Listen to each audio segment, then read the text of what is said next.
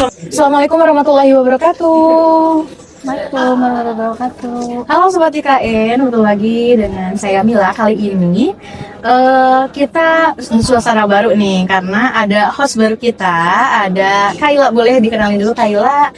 Di sini siapa sih gitu? Kok bisa tiba-tiba jadi host live nih hari ini? Oke, halo teman-teman. Aku Kayla Arsya Maulana Dahvira. Aku ini salah satu peserta magang Kemnaker yang alhamdulillah keterima di BPJS Kesehatan cabang Sukabumi. Nah, itu dia ya. Jadi ini adalah salah satu program pemerintah yang juga berlaku ya untuk BPJS Kesehatan tentunya. Nah, Sobat IKN, kita akan ngobrol santai sesuai tema kali ini gitu kan ya. Kita akan membahas bincang-bincang terkait program JKN tentunya. Dan nanti di akhirnya kita akan open Q&A seperti biasa. Nah, tapi sebelum kita mulai nih di sesi yang pertama, tentunya kita akan ngobrol dulu nih tentang program yang dijalankan gitu ya. Salah satu program pemerintah yang memang dijalankan ada di BPJS Kesehatan Cabang Sukabumi juga bersama Kayla. Nah, tapi nanti untuk sesi keduanya kita akan tanya jawab juga sama Sobat JKN. Nah, Sobat JKN ini jangan lupa untuk share live ya. Share live-nya, tap-tap layarnya jangan lupa, karena nanti kalau misalnya kita udah ini sekarang baru berapa nih, jangan lupa nih di tap-tap layarnya gitu ya, di share live-nya biar Sobat JKN yang di luar sana juga mengetahui informasi yang sama. Dan kalau misalnya Sobat JKN yang sudah join kali ini, kalau misalnya memang sudah memiliki pertanyaan, boleh langsung di chat aja di kolom chatnya, karena nanti kita akan mulai membalas satu persatu mulai dari awal. Seperti itu. Oke, sudah 15.45, kita mulai untuk bincang dulu nih sama Kayla. Sebelum nanti Kayla yang mengambil alih untuk di sesi kedua, kita ngobrol dulu sama Kayla. Jadi memang Kayla itu salah satu peserta yang sudah terdaftar di program pemagangan nasional ya disebutnya. Iya, Pemagangan nasional yang diselenggarakan oleh Kemenaker, dan salah satunya BPJS Kesehatan Cabang Sukabumi menerima peserta tersebut. Jadi kita juga ikut turut dari program pemerintah tersebut. Nah, sekarang Kayla itu posisinya memang ada di Komsek gitu ya, komunikasi dan kesekretariatan. Jadi mungkin ini adalah debut pertama kalinya Kayla yang akan selanjutnya mungkin akan muncul terus ya di TikTok ataupun Instagram di BPJS Kesehatan Cabang Sukabumi di Info JKN SMI seperti itu. Boleh mungkin Kayla ini buat gambaran sama Sobat JKN. Mungkin Sobat JKN ini punya saudara atau anak yang memang sudah lulus kuliah dan fresh graduate gitu ya kalau zaman sekarang sebutnya. Nah, ternyata bisa ikut program pemagangan. Mungkin bisa share dulu pengalaman Kayla gitu sebelumnya. Jadi pertama-tama aku ini tahu info ini dari Instagramnya Kemnaker. Di situ banyak banget infonya, dari mulai timeline pendaftaran sampai selesai seleksi. Nah, di situ kebetulan udah diadakan 3 batch. Oke, dan Kayla batch keberapa? Aku batch ketiga. Oke, batch ketiga. Jadi Kayla itu mendaftar, kemudian ada seleksinya, dan yang pasti itu untuk fresh graduate ya, yang memang sudah lulus dulu ya. Fresh graduate tapi maksimal 1 tahun ke belakang. Oh, maksimal 1 tahun ke belakang. Nah, ini untuk informasi buat Sobat JKN juga ya, selain terkait program JKN, jadi kita juga mengikuti ada program dari Kemenaker juga yang terkait pemagangan nasional, dan inilah salah satu Kayla. Nah, itu dia. Nah, karena ini sudah mulai banyak yang ini ada yang tanya, katanya kakaknya kuliah di mana? Kayla itu dulu kuliahnya sebelumnya di Universitas Gunadarma di Depok.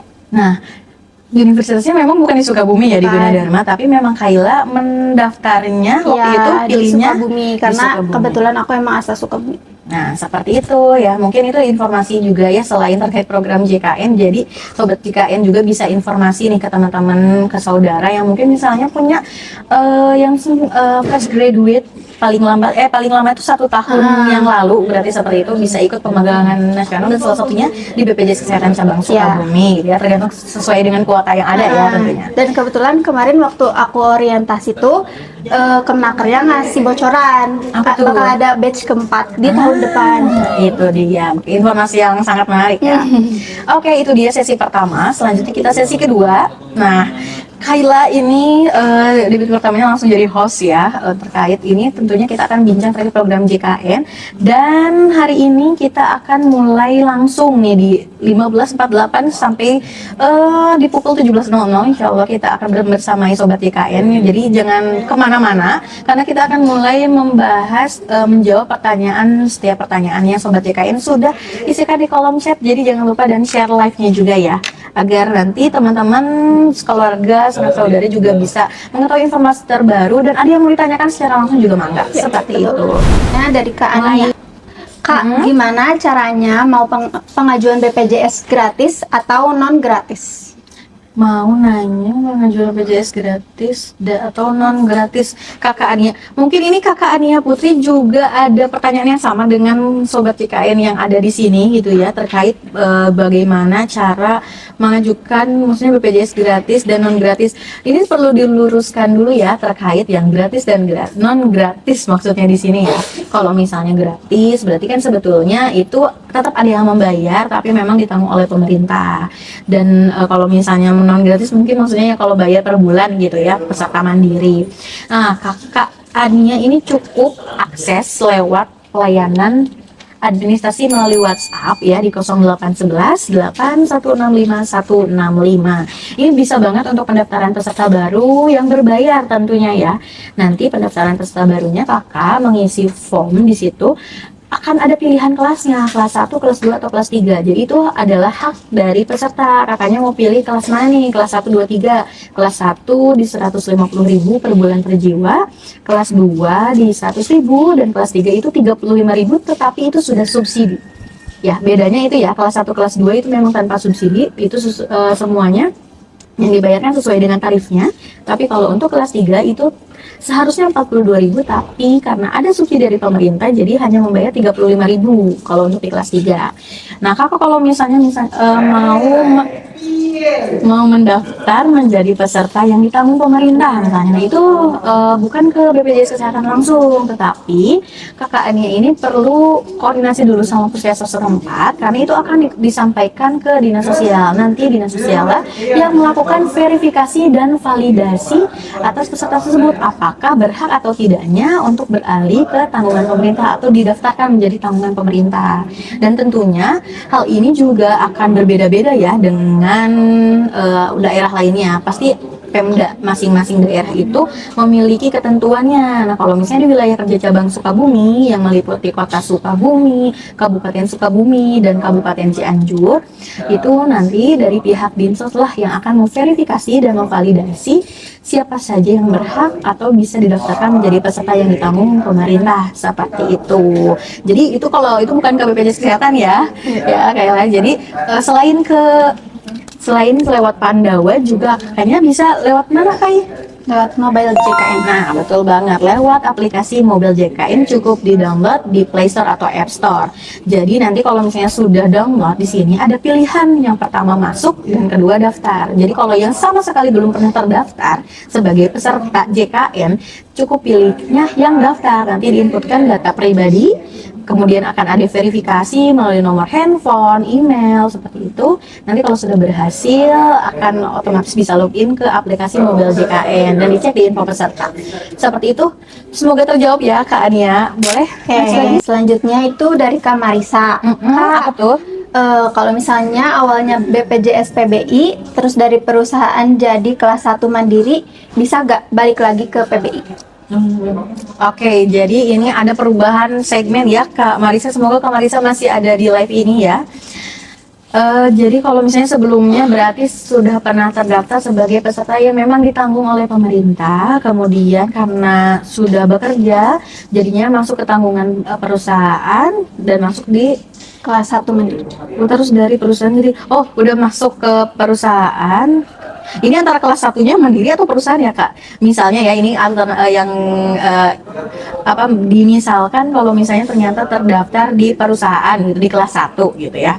Kemudian misalnya mau pindah lagi ke PBI. Nah, untuk pengajuan kembali menjadi tanggungan pemerintah tentunya itu akan diajukan kembali ke Dinas Sosial, Kak. Jadi kakaknya kalau misalnya memang status kepesertaannya saat ini sudah nonaktif dan ingin mengajukan, itu tentunya harus disampaikan dulu ke Dinas Sosial setempat seperti itu. Karena nanti mereka akan mengecek kembali apakah masih bisa diajukan atau seperti apa dan dilakukan verifikasi ulang seperti itu. Jadi nggak bisa otomatis ya, Kak.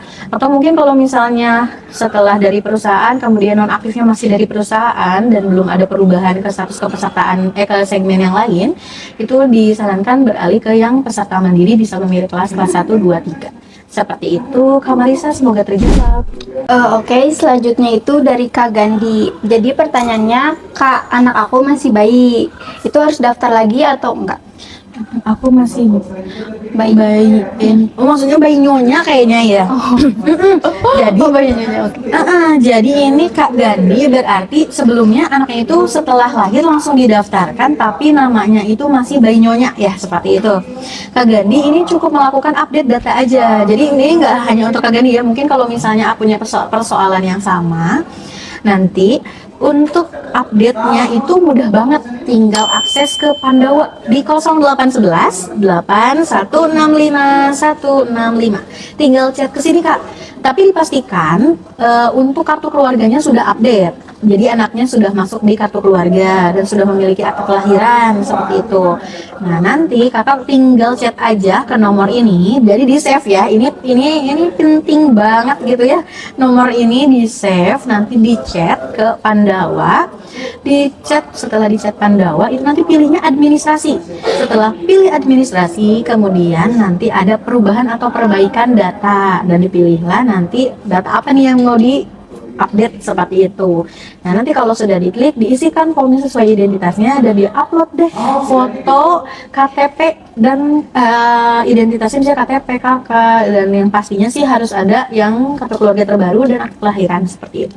Jadi nanti boleh Kak Gandhi diakses aja nih Pandawa, WA Pandawanya nanti untuk melakukan update data. Jadi nanti bayi nyonyanya otomatis akan terupdate sesuai dengan nama yang ada di kartu keluarga. Seperti itu, Kak Gandhi. Nah, itu dia sudah 90 menit ya kita bersama Sobat IKN, dan hari ini bersama Kayla ya, Gen Z ya. Gen Z masih Gen Z dong. Masih Gen Z kok ya. Ya, pokoknya kita ucapkan terima kasih yang sudah stay dari awal sampai akhir. Mohon maaf masih banyak pertanyaan yang belum terjawab. Walaupun ini udah ngebut banget ya ngejawabnya seperti itu. Dan kalau misalnya masih ada yang belum terjawab, boleh di komen lagi nanti melalui on air kita di minggu depan. Dan untuk kapannya, tentunya pasti kita surprise gitu ya. Seperti hari ini kita akan infokan sekian menit, jam atau apa gitu ya. Jadi stay tune untuk follow di Info JKN SMI, baik itu TikTok, Instagram, untuk mengetahui update selanjutnya. Karena selain on air, kita juga memberikan informasi terupdate yang aktual dan terpercaya tentunya ya lewat akun sosial media kita. Jadi jangan lupa untuk follow Info JKN SMI di TikTok dan Instagram. Dan untuk informasi yang lebih detailnya, kita juga ada podcast yang tayang melalui YouTube kita di Info JKN Sukabumi. Dan jangan lupa notifikasinya di loncengnya ya, di kan like, subscribe, apalah yang sekarang itu ya, betul. Seperti itu ya. Ya, itu dia. Terima kasih sekali lagi. Mohon maaf ya kalau misalnya ada salah kata dari kami berdua. Kami berdua pamit undur diri. Sehat-sehat semuanya. Sampai bertemu di on air selanjutnya. Wassalamualaikum warahmatullahi wabarakatuh.